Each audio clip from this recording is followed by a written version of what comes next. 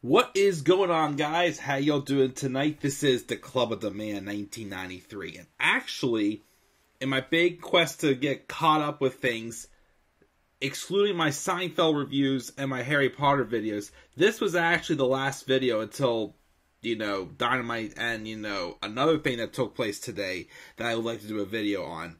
But, yeah, this is probably the last thing I had to do in my little catch-up thing, besides the Seinfeld reviews and the Harry Potter Let's Plays. So, props to me. It only took a couple days. Well, a week, pretty much.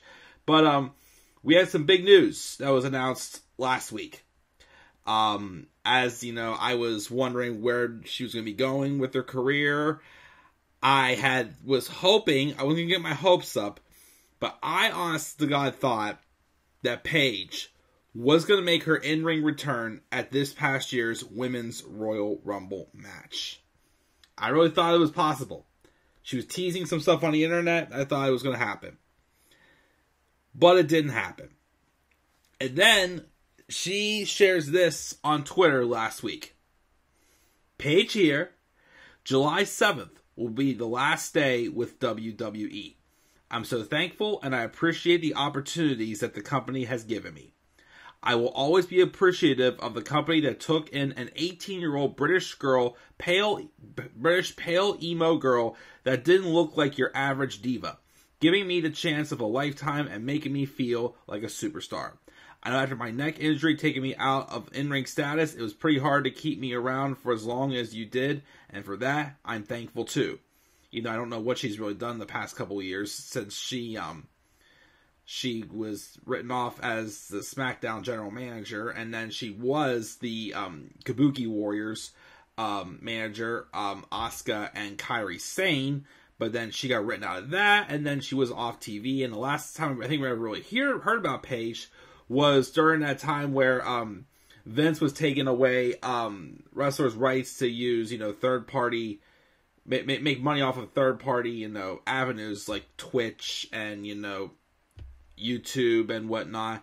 And I remember she, was like, she had this like video where she was on Twitch and she kind of like, broke down in tears because she's like, this felt like it was all she had left. She couldn't wrestle, she couldn't do this, anything else. It was just like, man. But anyways, so I don't know what she's really done the past couple of years when she was off TV, but I think the toughest part, weirdly enough, is having to let the Paige name go. But Saraya is a hell of a name. Kudos to my mom for that one. FYI, I'm not saying I'll never be in the ring. That day will most certainly come again, wherever the return may be. Thank you, WWE, Saraya. So, yeah, Paige's contract expires, and she's leaving WWE, and July 7th will indeed be her last day under contract. That has been a long journey for her. I can't remember when. She was 18 when she signed. Paige is only a year older than me. So she was 18. That means she must have signed in 2010? Maybe 2010 or 2011 when she was 18 going on 19. I can't remember for sure when. But she is leaving. And then also I read, apparently, the rumor was, originally, she pitched the idea to come back on live TV and work as Ronda Rousey's manager, which, dear Lord, I'm sorry, Ronda, but I don't know if it was because when Ronda was first around her first run, she worked with Paul Heyman. Her promo skills did improve a lot over the year, but like I said, she's done a little better since winning the title, but I don't know what it was. But Ronda is just not on the same level she was 3 years ago. And her promos are just dreadful. So giving her a manager, like Paige, would have been a great move. But then the WWE agreed to not re-sign her, renew her contract. Which, again, if they weren't going to keep the thing with her manager as long-term and never going to let her wrestle in the ring again, then, definitely let her go. So, we all know, Paige is, quite frankly, one of, and maybe my favorite women's wrestler of all time. I always say this as a late bloomer wrestling fan. When she first came to the main roster in 2014, and I saw her work from there on out, she instantly made me become a fan of women's wrestling. And I don't know, you know, she was young, she was beautiful, you know, she was just a year older than me. I think her birthday's in August of 92, I think it is. But, you know, I look at Paige as one of my heroes. And, you know, she had some injuries that, you know, like with concussions and her neck, that slowed her down. She was out for like a year and a half between 2016 and November of 2017. I still remember there were times during that time, I was worried about her. She was dealing with a lot in her personal life. I'm not going to get into, of course, either, you know, because, you know, it's her life, you know, but, I still remember when she came back, and I remember I wasn't watching the Raw live that night. I remember I was at my friend's house playing, like, cards or something, and I got a text saying that Paige was back. And I had to just turn on Twitter just to see, you know, the video or whatnot. And quite frankly, I almost cried. I almost cried because I was so happy to see her back. You know, after a year and a half journey she went through trying to get back, and she made it back. And then the mishap with her and Sasha Banks at that live house show happened. And unfortunately, it ended her career. And it was sad seeing her having to let it go. I mean, especially, you know, when she came back, you know, but when she was around before, you know, she was great and everything, but she was finding, like, her niche. Like, what was going to make her stand out in this newly built women's division. And quite frankly, I'll say this. I believe, with how the booking went in the end, I believe she was the one that they're going to have break Asuka's streak at WrestleMania. I think she was going to be the one, because you remember, long before she got written off TV, well, at least as an in-ring competitor, at least, she had like a couple like little moments there with Asuka. And honestly, for a fresh talent, I mean, at first, you know, when Charlotte did it to Asuka, I'm like, okay, but then eventually I saw how, like, downhill spiral they went with Asuka's book. I'm like, okay, that was a horrible call. Because really, you know, Charlotte didn't need it. But Paige could have used it. She could have used it. And I think that there was definitely big plans for her. She had just brought up Mandy Rose and Sonya Deville and started Absolution, which with Paige, that would have been an awesome stable. Without Paige, I wasn't too into them until they basically transitioned over to Fire and Desire and whatnot. But yeah, it just really sucked when she had to announce her retirement. And then she came back as GM, did a good job as GM, but then when when the McMahons took over, remember that big fat lie they told us on live TV? We're not the authority anymore. You are. Yeah. Big old full of crap lie there. And then basically she was not needed anymore as SmackDown general manager, which was ridiculous. Absolutely ridiculous. Playing her dirty there.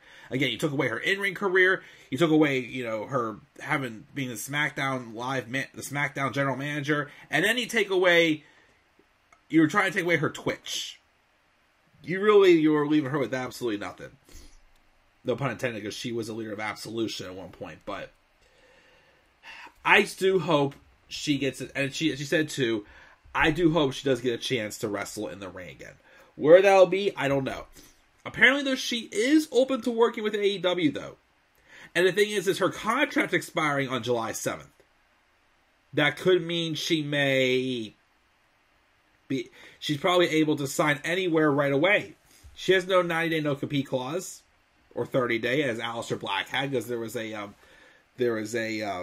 misprint in his contract, because he didn't get his contract fixed to the 90-day no-compete clause, or 30, compared to the 30 when he got called up. But she could get started right away. She could. I'm pretty sure if the opportunity came, she'd go with it. Now, I know a lot of people are still saying that, you know, AEW is full, and I am agreeing with that. Like, I actually am thinking AEW is stacked enough that if they wanted to, they could do a brand split. They could make Dynamite 2 hours and Rampage 2 hours. They could do that. But I still think there's a little bit of room in that women's division. I mean, yes, there's 2 titles. You know, there's still some green wrestlers, but, you know, you could bring in a Paige, for sure. Sasha Banks is apparently, her lawyers are trying to get her out of her contract. You could definitely, that's another name. I would say, if they think she's healthy enough, because I still don't want to see, I mean, I still want to see her wrestle again, but if, you know, they really don't think she could do it, I definitely love to see Paige in AEW. I do think it's more likely we'll see Sasha Banks, though, for sure, if she hits the market. But don't sleep on Saraya. Well, Paige, well, she's not going to be called Paige anymore, but Saraya. Don't sleep on Saraya. I am sure, give her the shot, she will take off and have the career she was supposed to have in WWE. She really will. She's talented. She's great. You know, she's loved. People love her. And I'm still jealous that my friend Joe got to meet her at a bar randomly. Just out of the blue. She was there. And she took a picture with him, too. I was so jealous of him. So jealous. But, you know, I definitely, you know, she could maybe go back, you know, overseas and wrestle overseas again if she gets the opportunity. You know, back in England with her family. She could do Impact, maybe. I don't know. MLW, maybe. I don't know. But we'll see what happens. But, I mean, of course, with being, you know, obviously a big fan of AEW, and that's the live TV that I enjoy watching right now, I definitely hope, you know, there could be a chance she could go there. But again, you know, won't be upset if she doesn't. I just hope she will get the opportunity to do what she wasn't able to do in WWE. Because even though, yes, she had her injuries and whatnot, they could have allowed her to contribute more than they did allow her to do so. So, you know, I love you, Paige. I'll be following you wherever you go. Thank you for all you've done. Thank you, of course, for, you know, getting a late bloomer fan like me to watch to be a fan of women's wrestling. You know, I still think, even though, you know, you weren't part of the Four Horsewomen, Charlotte, Sasha, Bayley, and Becky, you know, you still in some ways played a role in that whole give divas a chance and, you know, women's revolution or whatnot as well. I definitely think big things would have happened if she didn't get hurt. So I definitely hope, you know, the best for her, and we'll see what happens after July 7th. See where Saraya goes.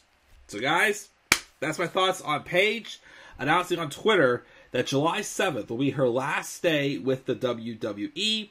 What are your thoughts on this news, guys? Do you think Paige will ever wrestle again? Where do you think she would go to? Any dream matches you got to see? I mean, of course, we're always going to throw out there Paige and Britt, Paige and Toni Storm, Paige and Thunder Rosa, Paige and whoever. Well, I'm sorry, it won't be Paige, it'll be Saraya. Make sure you leave thoughts down in the comment section below of where you want to see Saraya go. Slap a like on the video, subscribe for more content on my channel, follow me on Twitter as well at DemandAirboy93. I'm checking out, guys. I'll catch you all later. Have a great rest of your night. Peace out, everybody.